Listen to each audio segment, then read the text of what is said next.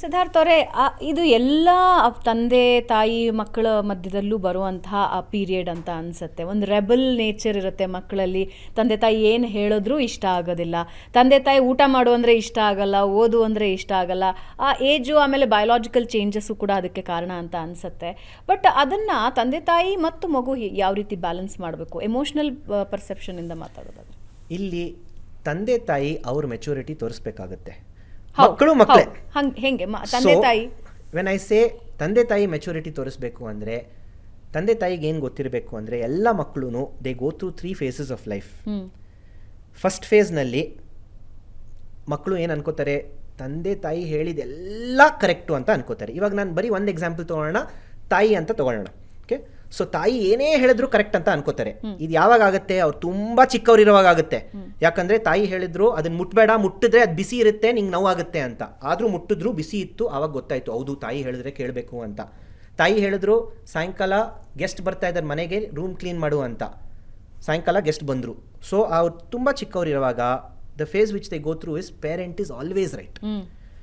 ಅವರು as they grow older they come to phase number 2 where they feel parent is not always right. That is the time ಅವರೇ maturity develop ಆಗ್ತಾ ಇದೆ, they are able to think. So ಅವರು ಯೋಚನೆ ಮಾಡ್ತಾರೆ, ಏನು ತಾಯಿ ಏನು ದೇವರಾ, ಅವರು ಒಂದೊಂದು ಸತಿ ತಪ್ಪು ಮಾಡ್ತಾರೆ, ಅವರು ಹ್ಯೂಮನ್ ಬೀಯಿಂಗು.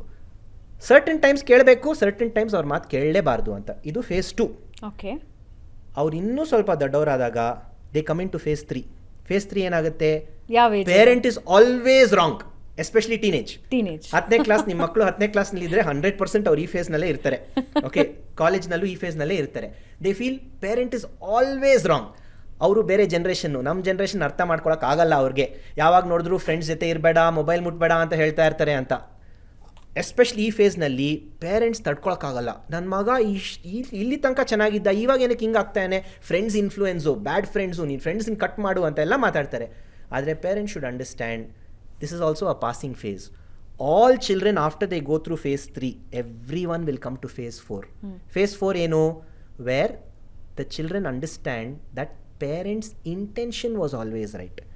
ಅವ್ರ ಮಾತು ತಪ್ಪಂತ ಅನಿಸಿರ್ಬೋದು, ಅವ್ರ ನಡವಳಿಕೆ ನನಗಿಷ್ಟ ಇಲ್ಲದೆ ಇರ್ಬೋದು, ಆದರೆ ಅವ್ರಿಗೆ ನನ್ನ ಮೇಲಿರೋ ಇಂಟೆನ್ಷನ್ಸು ಅದು ತುಂಬ ಪ್ಯೂರ್ ಆಗಿತ್ತು. That was never wrong. ನನಗಾಯ್ತಲ್ವಾ, today when I look back ನನಗೆ ರಿಯಲೈಸ್ ಆಗುತ್ತೆ, ನಮ್ಮ ತಂದೆ ನನಗೆ ಇಲ್ಲ ನೀನು ಟ್ಯೂಷನ್ಗೆಲ್ಲ ಇಳಿಬೇಡ, ನೀನು ಸುಮ್ಮನೆ ಚಾರ್ಟರ್ಡ್ ಅಕೌಂಟೆಂಟೇ ಆಗು ಅಂತ ಹೇಳಿದಾಗ ಅವ್ರ ಇಂಟೆನ್ಷನ್ ತಪ್ಪಾಗಿರಲಿಲ್ಲ, ಅವ್ರ ವರ್ಡ್ಸ್ ನನಗೆ ಹರ್ಟ್ ಆಯಿತು. So all parents, if your children are in that age bracket of that rebellious phase, it is only a phase. ಯಾಕೆ ಹಿಂಗೆ ಆಗ್ಬಿಟ್ರು, ಫ್ರೆಂಡ್ಸ್ ಇನ್ಫ್ಲೂಯೆನ್ಸು, ಅದೆಲ್ಲ ಯೋಚನೆ ಬಿಟ್ಬಿಡಿ. There is nothing in this planet that love cannot solve. You need to go back to them with love.